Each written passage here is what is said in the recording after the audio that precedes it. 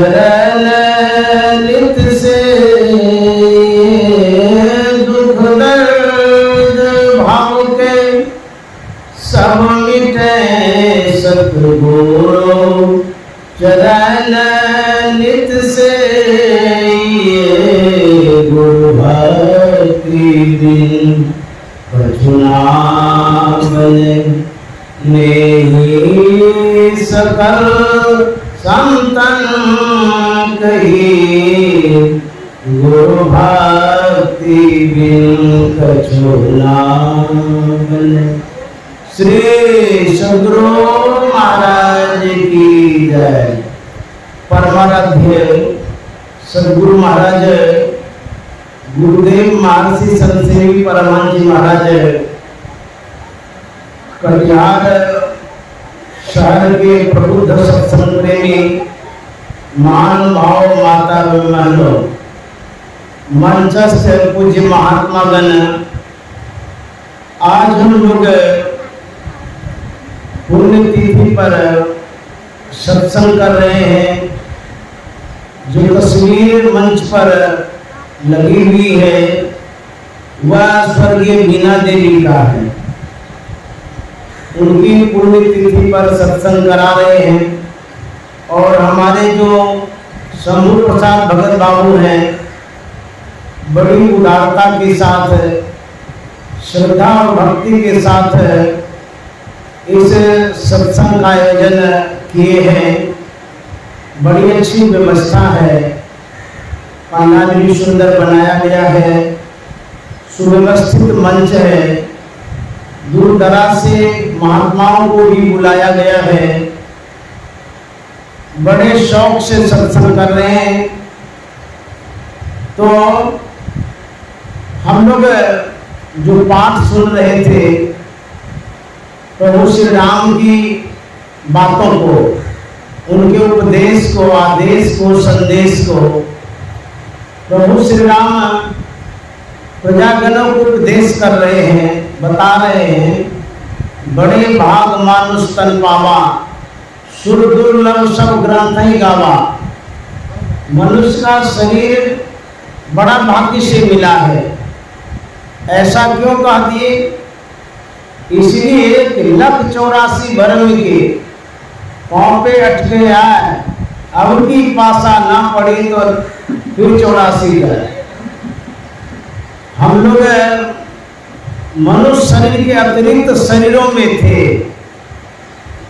मनुष्य शरीर के अलावे जो शरीर है उसको देखिए किस दशा में है। आपके आसपास में गाय होगी, उसकी क्या स्थिति है कल्पना करिए।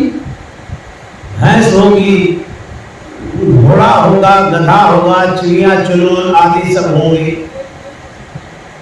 वह किस स्थिति में पराधीन है, अज्ञान अवस्था में है, दुख भोगते रहता है।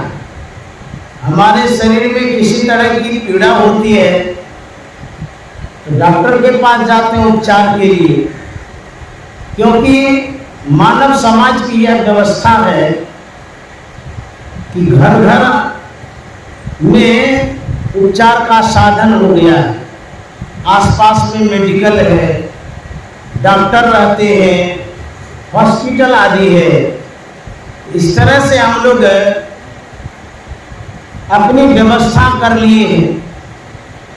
यदि इस शरीर के अतिरिक्त शरीर में चले जाएंगे तो व्यवस्थित शरीर है, तब हमारी क्या दुर्दशा होगी। जो भी इस पंडाल के अंदर में बैठे हैं उनके लिए तो कहा ही जाता है, वो ध्यान से सुने। यहाँ समय व्यतीत करने के लिए आप लोग नहीं आए, गप करने के लिए नहीं आए।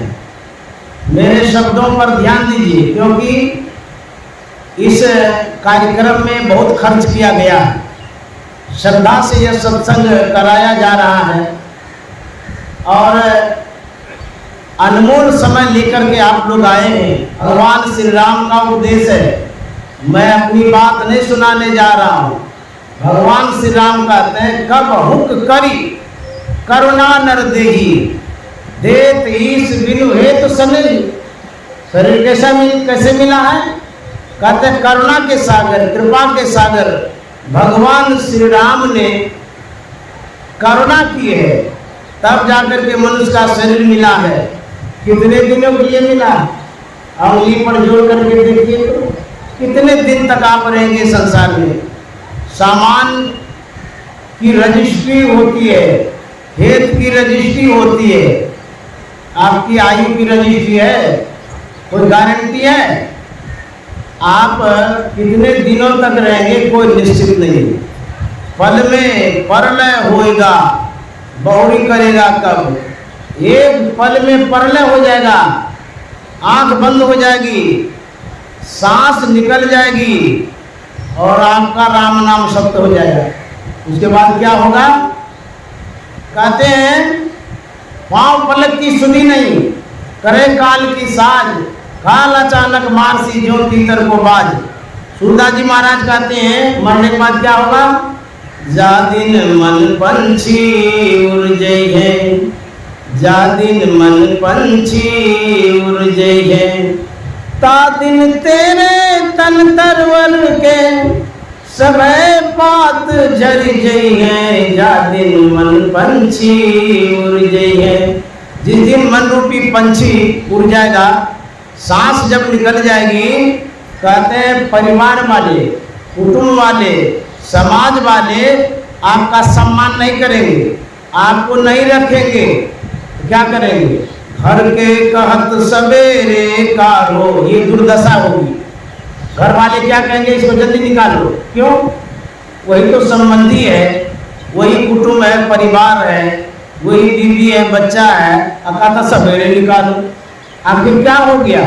किनसे आपकी दोस्ती थी? किनसे संबंध था? किनसे रिलेशन था? नाता रिश्ता किनसे था? शरीर से। तो शरीर तो है ही है, फिर उसको क्यों कहते हैं श्मशान घाट ले जाइए? यदि शरीर से संबंध नहीं था तो किनसे संबंध था?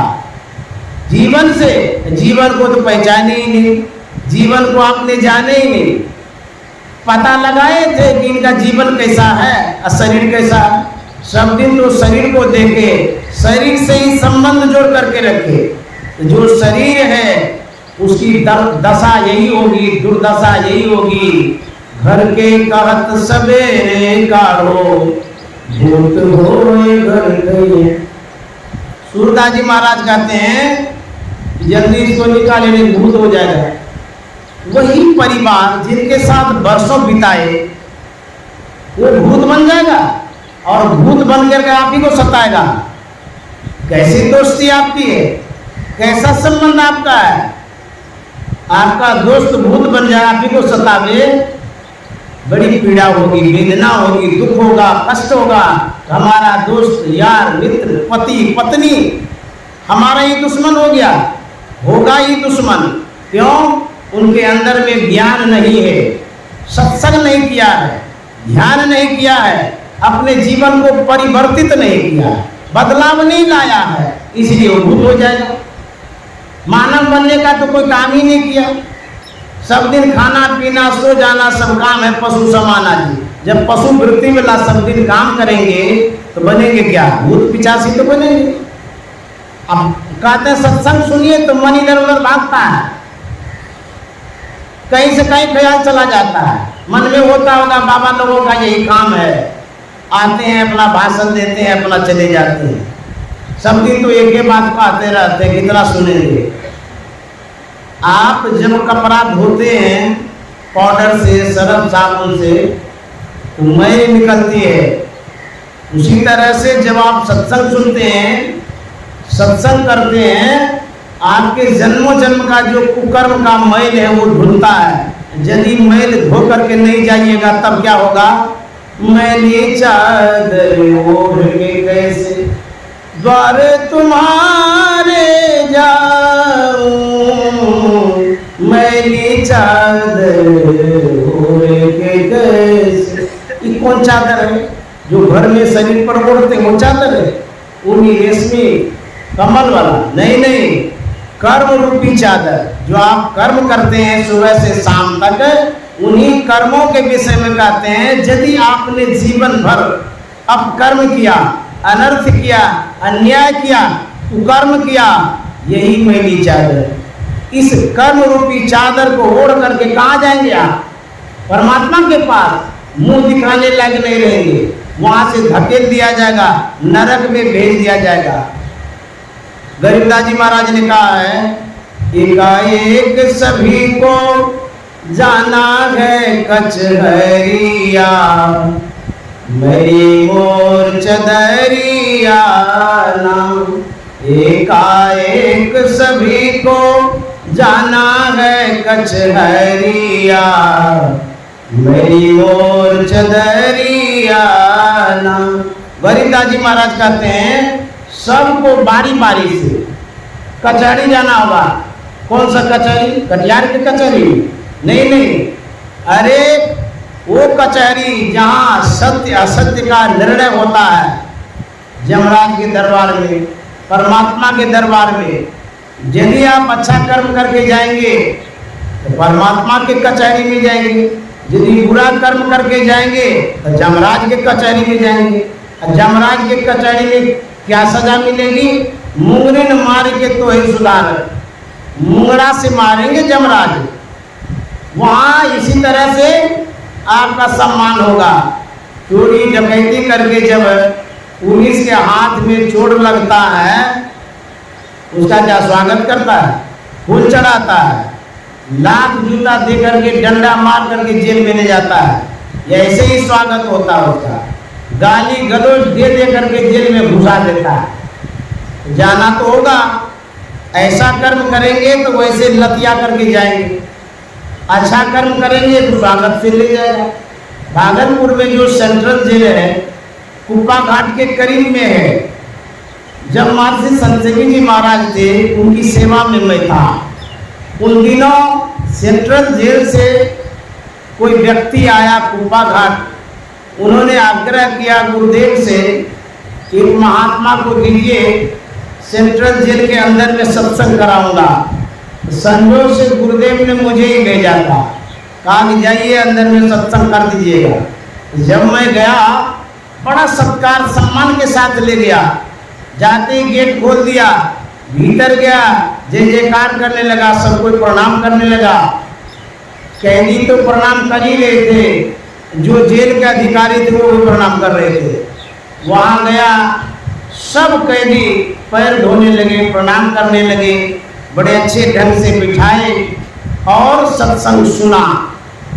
उसके बाद जब आने लगा तो बड़े सम्मान के साथ सब कोई बाहर कर दिए। गया तो मैं भी था। क्या इसी तरह से चोर बदमाश जाता है? आए हैं तो जाएंगे। राजा रंग फकीर एक सिंहासन चढ़ी चले, एक बंदे जा जंजीर। एक को बांध करके ले जाएगा, जकड़ करके पकड़ करके ले जाएगा, एक को सिंहासन से ले जाएगा। जिसने सत्संग किया है, शुभ कर्मों को किया है, ध्यान किया है, परोपकार किया है, पुण्य किया है, वही सिंहासन पर चढ़ करके जाएंगे। अन्यथा इसके अतिरिक्त जिन्होंने जो कुछ भी किया है, उसको सजा दे करके, मार पीट करके यहाँ से ले जाएगा। इसलिए अभी जो हम लोग कहते हैं सुनने के लिए, सुनिए, इसी से आपके जीवन में बदलाव होगा। क्योंकि जो संतवाणी होती है वह रुपये पैसे से कम नहीं होती है। राम नाम के हीरे मोती संत लुटाए गली गली, ले लो रे कोई राम का प्यारा, आवाज लगाए गली गली। ये हीरा मोती के समान है। क्योंकि हीरा मोती कैसे है? हम लोग जो कारोबार करते हैं तो रुपया से करते हैं, पैसा से करते हैं। तो ये कैसे है हीरा मोती? भौतिक जीवन के लिए ये जो सरकार के द्वारा चलाया गया रुपया है वो काम आता है। चाहे आप भोजन के काम में लगाइए, खेत खरीदने के काम में लगाइए, या कोई आयोजन करते हैं उसमें खर्च कर दीजिए। यह भौतिक जगत का संसाधन है, रुपया पैसा। लेकिन यही तो जगत नहीं है, इतने ही संसार नहीं है। एक दूसरा संसार है आध्यात्म जगत। आध्यात्म जगत में ये रुपया पैसा काम नहीं आता। शरीर जब तक है तब तक रुपया पैसा से काम चलेगा। शरीर छूटने के बाद ये संतवानी वाली रुपया पैसा काम है। राम नाम के हीरे मोती यही काम आएगा। अन्यथा आप यहाँ से अकेले जाएंगे, वहां कोई नहीं होगा। कबीर साहब ने कहा है, दिन दस नहरवा के लिए निज सासुर जाना हो। दिन दस नहरवा के लिए निज सासुर जाना हो। कबीर साहब कहते हैं इस संसार में जो आए हैं ये नैयर है। कहते हैं लड़कियां जब कुंवारी रहती है, अपने मैके में रहती है, माई बाप के पास रहती है, अल्लड़ के तरह करेगी, उदंड के तरह घूमेगी, जैसे तैसे चलेगी फिरेगी। उसकी माँ कहती है कि अभी तुम इस तरह से कर लो, और जब शादी होगी ना, ससुराल जब जाएगी तब पता चलेगा। इतनी स्वतंत्रता नहीं लेगी। यहाँ कहते हैं खाना बनाओ तो कभी नहीं बनाएंगे, और ससुराल में कहेगी ना तो तमाचे देगा, नहीं बनाएगी कि जाओ यहाँ बाबू। कबीर साहब कहते हैं यहाँ खेल खाल कर लीजिए, निजी सासुर जाना हो, मरने के बाद तो जाना ही पड़ेगा। जाना जो होगा कैसे जाना होगा? एक तो अंधेरी कोठरी ताम दिया न बाती हो। एक तो अंधेरी कोठरी ताम दिया न बाती हो। और क्या होगा?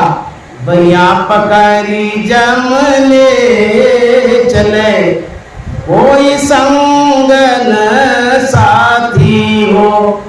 जब एकांत अकेले होते हैं, वीरान जगह पर होते हैं, अंधकार रहता है, जब चोर बदमाश गुंडा पकड़ता है ना, तब चिल्लाते, खींच करके ले जाता है, मार पीट के ले जाता है। वहां कौन बचाने वाला है? एक तो अंधेरी कोठरी, वहां दिया बत्ती है नहीं, कोई सहयोगी भी नहीं, आप तो अकेले हैं। एक तो अंधेरी कोठरी ताम दिया न बाती हो। भैया पकड़ी जम ले चले, कोई संग न साथी हो। दिन दस नहरवा के लिए निज सासुर जाना हो। यह ध्रुव निश्चित है, यहाँ से अवश्य जाना पड़ेगा। आज जो गुरुभक्ति बीना देवी माता जी का पुण्यतिथि हम लोग मना रहे हैं, आज है हमारे बीच में। पहले तो थी वो, अब नहीं है। अच्छा, हम लोग जो यहाँ पर हैं सब दिन यही रहेंगे? परमात्मा ने ऐसा नहीं बनाया कि सब दिन आप यही रहेंगे। ऐसा नियम बनाया कि आते जाइए, बढ़िया बढ़िया फल यहाँ का खाते जाइए, उसके बाद अपने गंतव्य की ओर जाते रहिए। घर बना लिए ऐसा मत सोचिए कि सब दिन इसी घर में रहेंगे। पूरा जमीन जायदाद ले लिए हैं तो आपके जिम्मे रहेगा, ये बात नहीं है। सब कुछ छोड़ करके जाना पड़ेगा। यहाँ से सब गए हैं और जो भी आएंगे वो भी जाएंगे। कुछ दिन के मेहमान हैं। 2 दिन का जग में मेला और सब चला चली का खेला। 2 दिन का जग में मेला, सब चला चली का खेला। देखिए, कहते हैं ये जो जिंदगी है 2 दिन की, सब चले जाते हैं।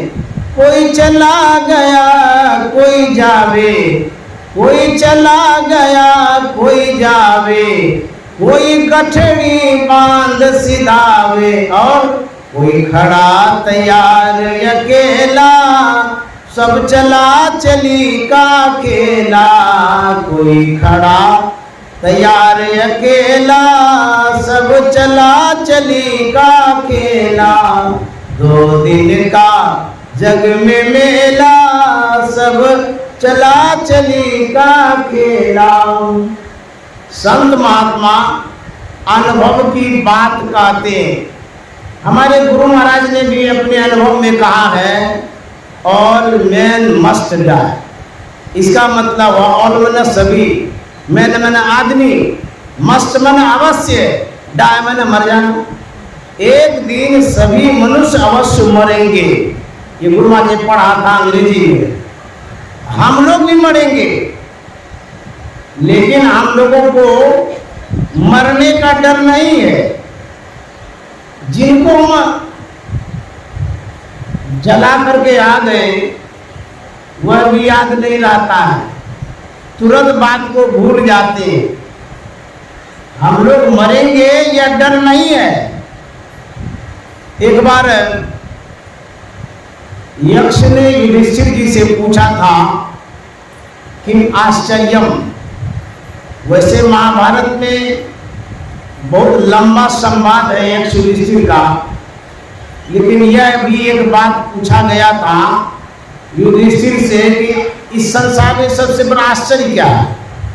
युधिष्ठिर जी महाराज ने कहा था, मैं देखता हूँ संसार के लोगों को मर मर करके यम के घर को भर रहे हैं, जो जीवित हैं वो अपने आप को अमर समझ रहे हैं। यही सबसे बड़ा आश्चर्य है। ये आश्चर्य है। हम लोग समझते हैं कि अमर हैं, मरेंगे ही नहीं, मरते हुए देखते हैं फिर भी वैराग्य नहीं होता। तनिक सी मन में चेतना नहीं जगती है, अरे मर गए हम नहीं मर जाएंगे। जिसके मन में वैराग्य हो जाएगा उसके लिए संसार फीका हो जाएगा, और जिसको वैराग्य होगा वो गप नहीं करेंगे। इस सत्संग सभा में वैरागी आदमी गप नहीं करेगा, काम का बात ध्यान से वो सुनेगा। जैसे आप बहुत गरीब आदमी हैं, कहीं पर रोजगार धंधा का सूत्र बतलाया जा रहा है, तो आप पूरा कान दे करके सुनेंगे। अच्छा देखते हैं गरीबी दूर करने के लिए क्या बतलाता है। क्या वहां गप करेंगे? एकदम नहीं करेंगे। आप लिख लीजिए इस बात को, ध्यान से सुनेंगे, एक एक बात को सुनिएगा, और यदि समझ में नहीं आएगा तुरंत कहेगा अच्छा ये क्या बात कही थी, इसमें समझे ही नहीं, किस तरह का व्यापार करेंगे। लेकिन सत्संग की बातों को नजरअंदाज करते हैं। क्यों? तुलसी पूर्विला पापते हरि चर्चा न स्वाद। कैसे? जैसे ज्वर के ताप से भोजन की रुचि जाए। पिछले जन्म का जो किया हुआ पाप है उसी ताप के कारण, संताप के कारण ये अच्छी चर्चा, हरी चर्चा अच्छी नहीं लगती है। होगा क्या? कितना जन्म लेना पड़ेगा इसका कोई ठिकाना नहीं है। इस जीवन में यदि नहीं सुधरे कहाँ जाएंगे?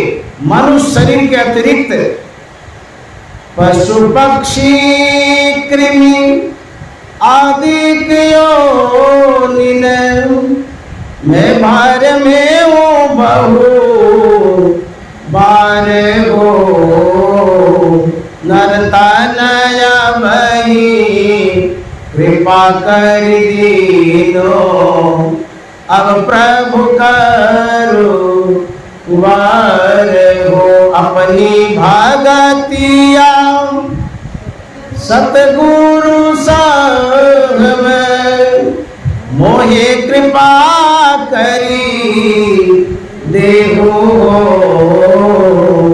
जुगन जुगन भवन भटकत बीते अब भाव बागर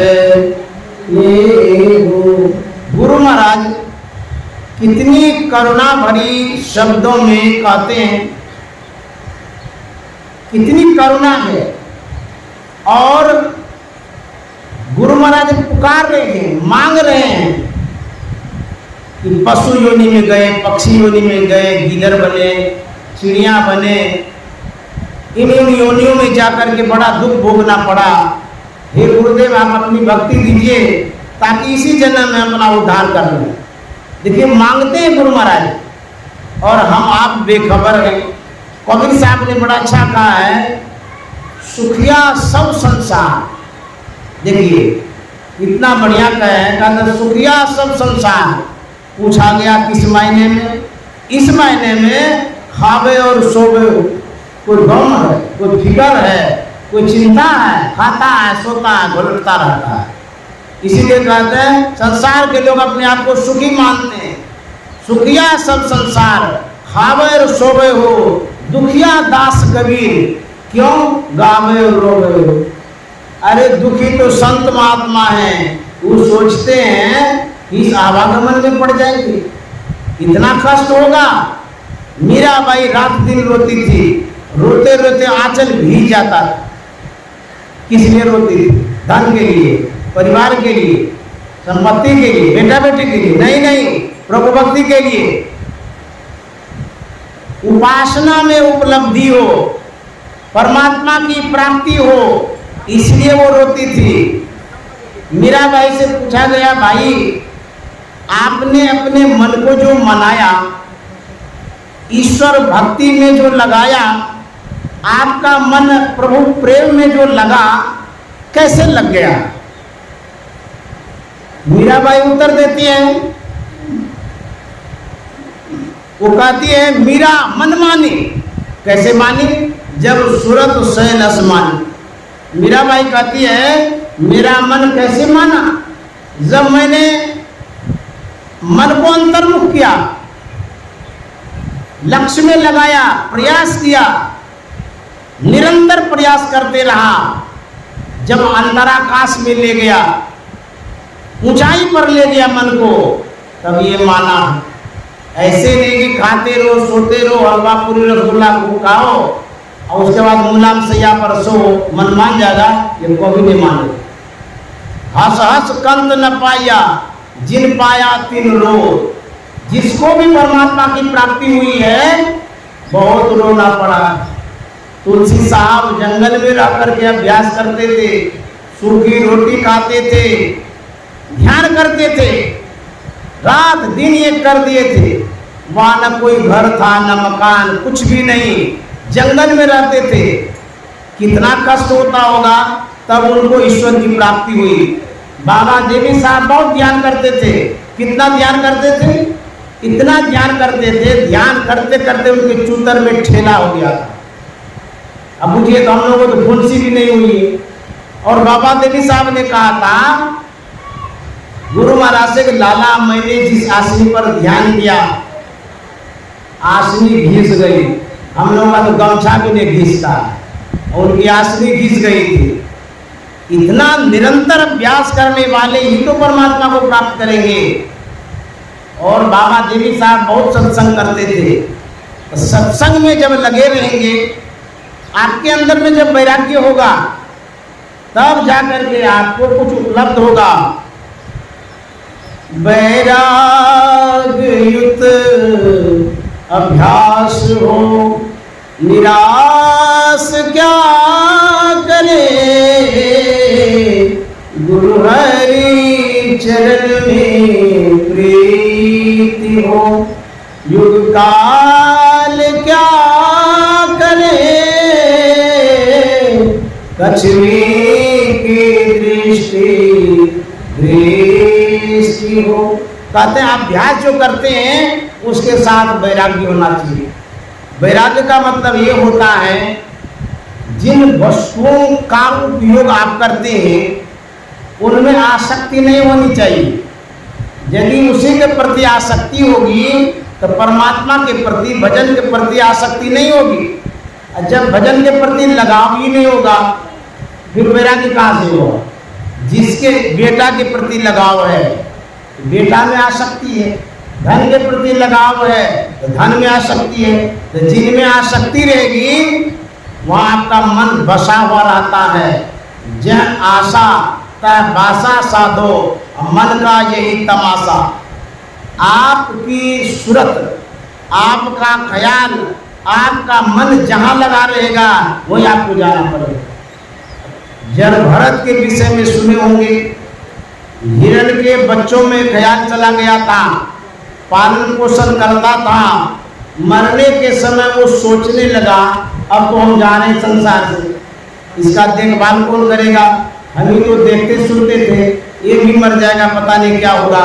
ख्याल करते करते वो शरीर छोड़ता है, वो भी हिरण की योनि में चला जाता है। इसलिए अपने ख्यालों को कहाँ लगा के रखना है? संत सदगुरु के चरणों में। और गोस्वामी तुलसीदास जी महाराज ने कहा है, तुलसी ममता राम सौ समता सब संसार, राग न रोष न दोष दुख दास भय पप्पा। कहते हैं ममता यदि रखना है भगवान ने रखी, और समता सब संसार, सबकी सेवा करिए, लेकिन लक्ष्य परमात्मा में, राग परमात्मा में, आसक्ति परमात्मा में, झुकाव परमात्मा में लगा के रखिए, तब भवसागर से पार होंगे। यहाँ तो उल्टे हो गया, परमात्मा कहाँ है, किस चिड़िया का नाम है था पता भी नहीं है।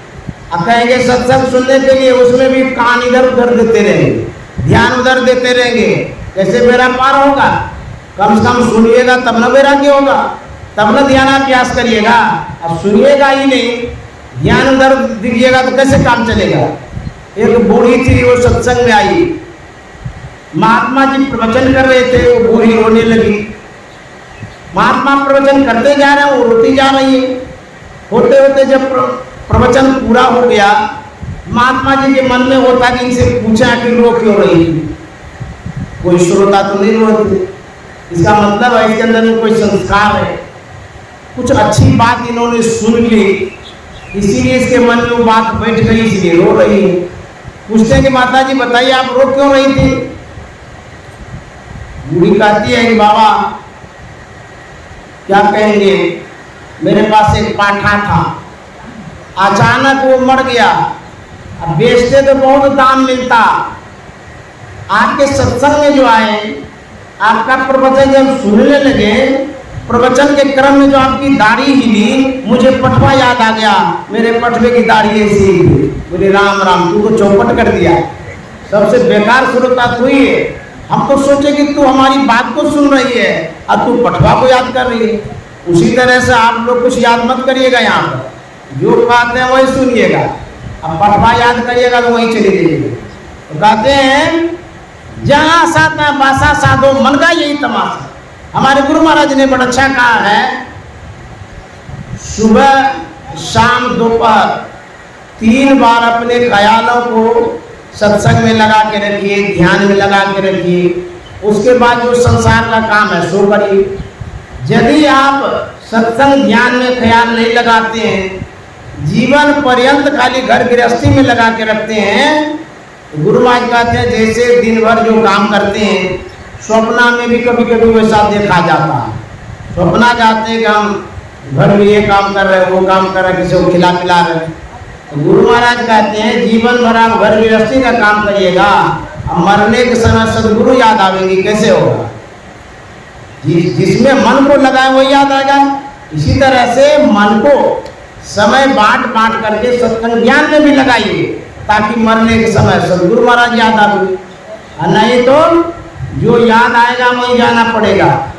एक बूढ़ा था, बीमार हो गया, अंतिम घड़ी आ गई, परिवार वाले सब चारों तरफ से घेर करके बैठे हुए थे। बूढ़ा बोल नहीं पा रहा था, लेकिन उनकी नजरें इधर उधर जा रही थी। आंगन में धान सूख रहा था, उसमें चिड़िया लग गई थी। बूढ़े की जब नजर गई, बूढ़ा कुछ देर तक देखा कि कोई तो भगाएगा चिड़िया को, कोई नहीं गया, सब घेर करके वहीं पर बैठा था।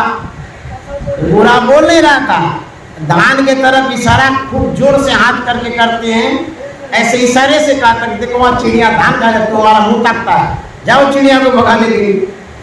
मरने के समय धान को याद कर रहा है, अब धान की संभाल कर रहा है, तो कहाँ जाएगा वो? आवागमन में पड़ेगा, दुख भोगना पड़ेगा, पशु पक्षी चिड़िया आदि योनियों में जाना पड़ेगा। इसीलिए कहते हैं सत्संग जब सुनेंगे विरक्ति होगी।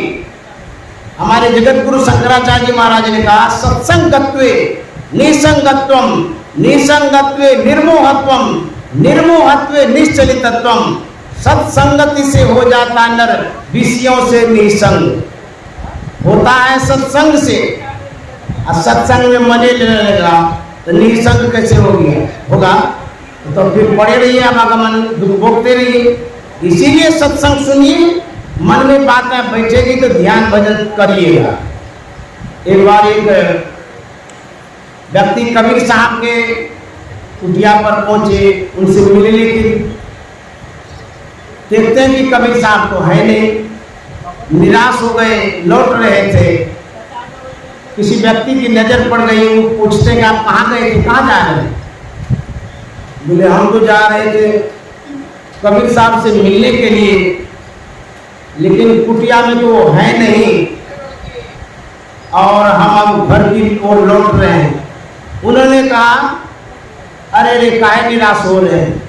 कबीर साहब अभी श्मशान घाट गए किसी के दाह संस्कार, वहीं चले जाइए, भेंट हो जाएगी। उस व्यक्ति ने कहा, कबीर साहब से तो अभी तक भेंट नहीं हुई है, पहचानते भी नहीं है, उतनी भीड़ में हम कैसे पहचाने कौन कबीर साहब है नहीं है? वो जो व्यक्ति कह रहा था उसने कहा, मैं पहचान बताता हूँ। कबीर साहब की पहचान यही है, उनके सिर पर उजली टोपी होगी।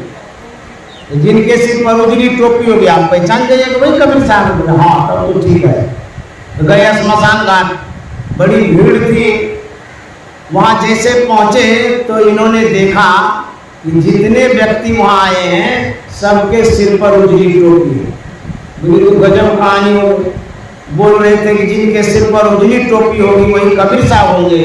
यहाँ से देखते हैं सबके सिर पर उजली टोपी है, क्या सब कबीर साहब हो? कबीर साहब तो एक होंगे, इतने कबीर साहब कैसे हो सकते हैं?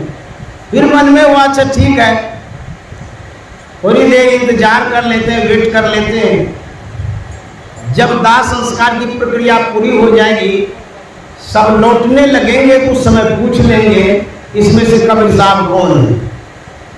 इंतजार करते रहे। उसके बाद फिर जब लौटने लगे एक एक करके, जैसे लौट रहे थे बड़ा अद्भुत नजारा, आश्चर्यचकित दृश्य उन्होंने देखा। कुछ आदमी के सिर से टोपी गायब हो गई। उस व्यक्ति को लगता है अरे ये क्या हो गया, कौन सी लीला हो गई, टोपी कहाँ चली गई कुछ आदमी के सिर पे। फिर वो सोचता है अभी नहीं पूछेंगे, थोड़ा और देख लेते हैं ये कैसा दृश्य है। बढ़ते बढ़ते बढ़ते जब आधे दूर चले गए, आधे लोगों के सिर की टोपी गायब हो गई। फिर कहते ये क्या हो गया। फिर जाते जाते जब घर के करीब गए, सबके सिर की टोपी गायब हो गई, एक आदमी के सिर पर टोपी रह गई। उस व्यक्ति के मन में होता है कौन हो, यही कबीर साहब। जाकर के पूछते हैं कि आप कबीर साहब हैं, लेकिन आप हमको कैसे पहचानते हैं? उन्होंने कहा महाराज हम क्या पहचानेंगे, ये तो टोपी पहचान करा दी। टोपी पहचान करा दिया, ये कौन सी बात है? बोले कि बात तो गजब की है। जब मैं आपके कुटिया पर आया था, आप थे नहीं, लोगों ने कहा था कि कबीर साहब गए हैं श्मशान घाट दाह संस्कार में। मैंने कहा उसे तो मैं पहचानता ही नहीं। बोले कि उसके सिर पर उजली टोपी होगी, वही कबीर साहब होंगे।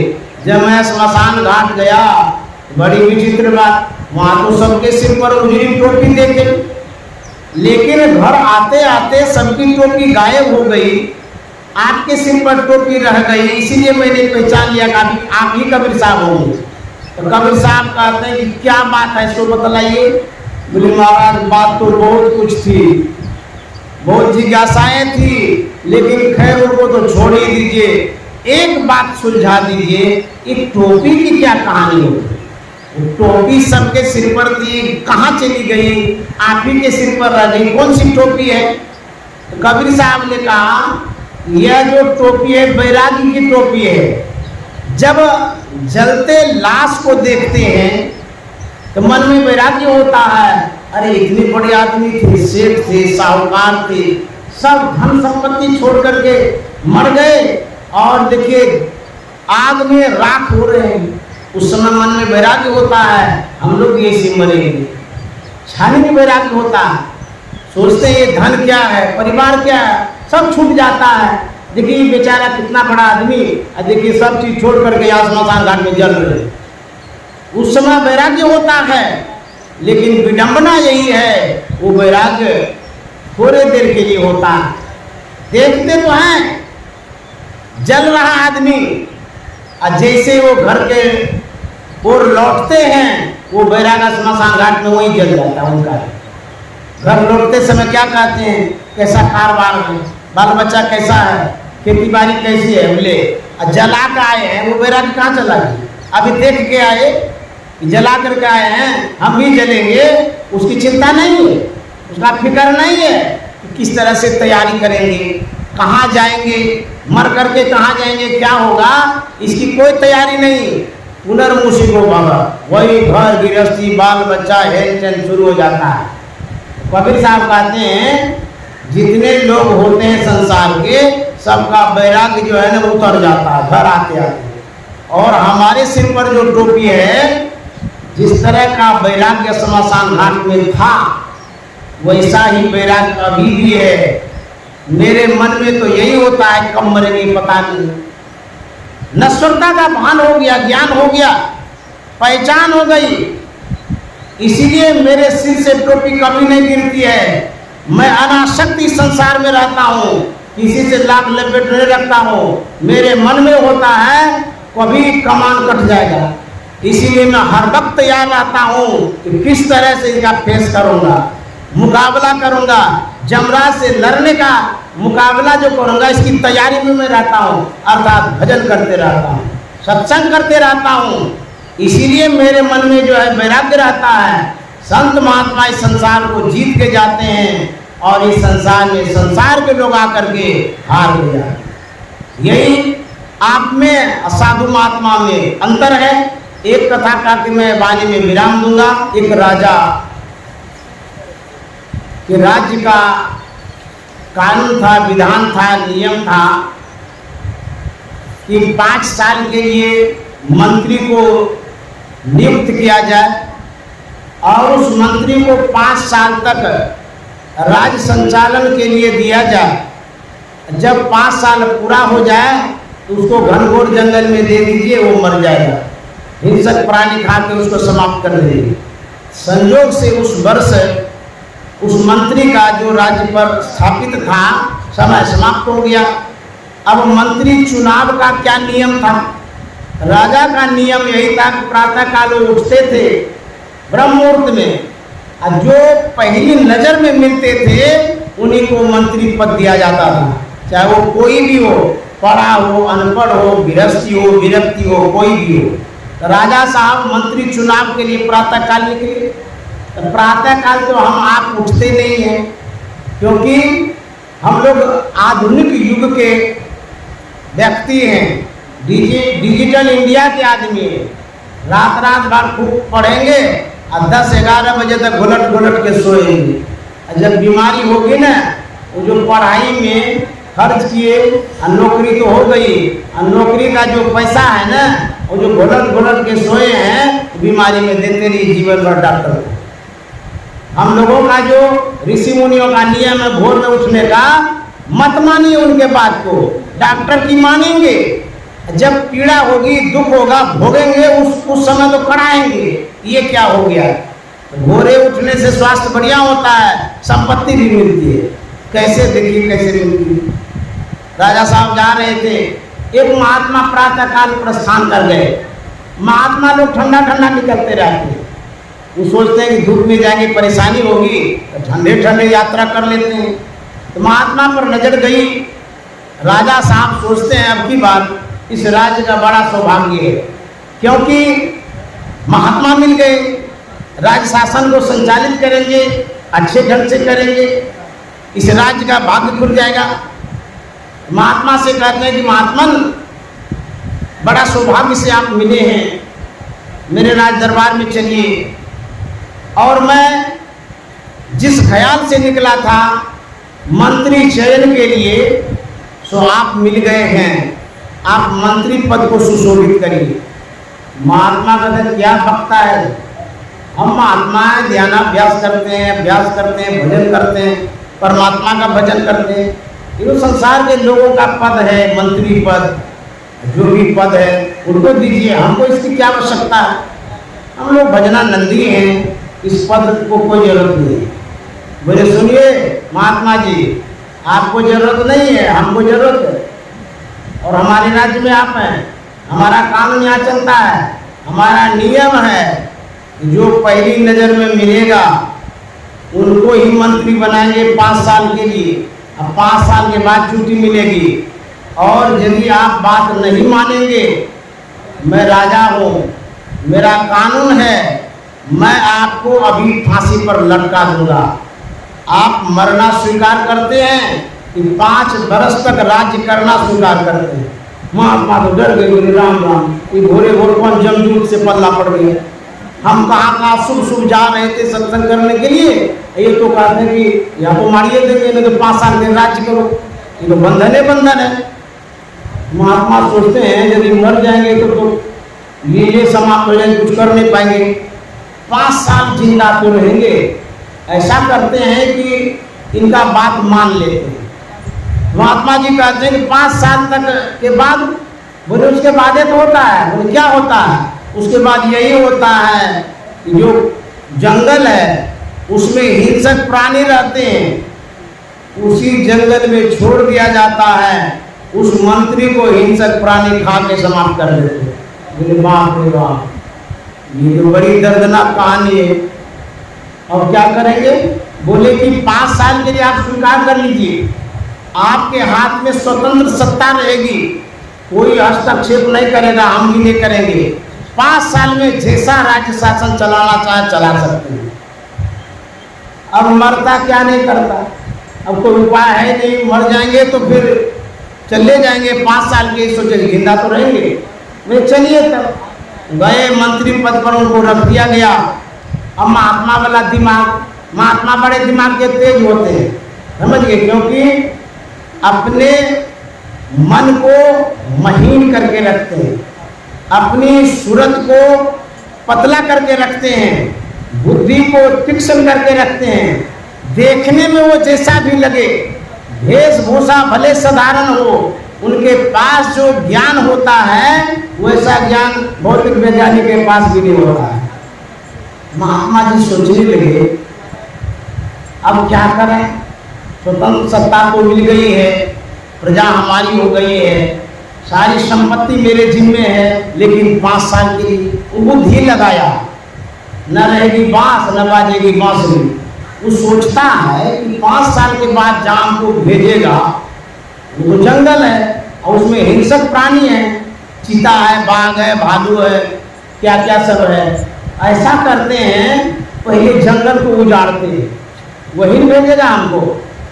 तो सब जितने मजदूर थे सबको आदेश दिया, आज के बाद कोई अपने मन से काम नहीं करेंगे, राज्य का जितना मजदूर है सब जाकर के जंगल उजाड़ेगा।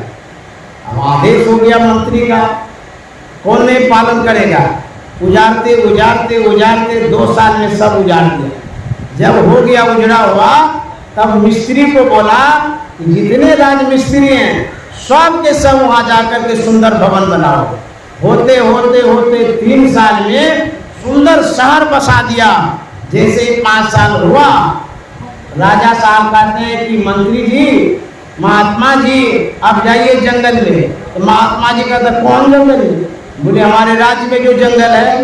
बोले वहाँ जंगल नहीं है, वहाँ तो मंगल हो गया। बोले क्या हो गया? बोले जिस जंगल को आपने बसा के रखा था पहले मैंने उसी को उजाड़ा, उसी को समाप्त कर दिया। और जिस जंगल में खरमंगल हो रहा था उसमें सुंदर सुंदर भवन बना करके मंगल ही मंगल कर दिया। बोले बड़ा चतुर महात्मा निकला, यहाँ भी मंगल और वहाँ भी मंगल। कथा कहने का मतलब ये है, जितने दिनों तक इस संसार में हैं सत्संग करिए, ध्यान करिए, भजन करिए, परोपकार करिए। जो हमारे आदरणीय शंभू प्रसाद भगत जी ने किया है सत्संग का आयोजन, ये अपने जीवन को मंगल बनाने के लिए किए हैं। तो जब तक यहाँ है तब तक आपके अंदर में, आपके हाथ में स्वतंत्र सत्ता है, कुछ भी बन सकते हैं। और यही रह करके परमार्थ सत्ता को भी सुदृढ़ कर लीजिए, बना लीजिए। अन्यथा मरने के बाद आपके हाथ में कुछ नहीं रहेगा। माया मिले न राम दुख दे गए पर कुछ नहीं रहेगा, आप कुछ नहीं कर सकेगा। इसीलिए जो कुछ भी करना हो अभी कर लीजिए। सांस जब तक है तब तक कर लीजिए, और सांस निकल जाने के बाद कुछ नहीं कर पाइएगा।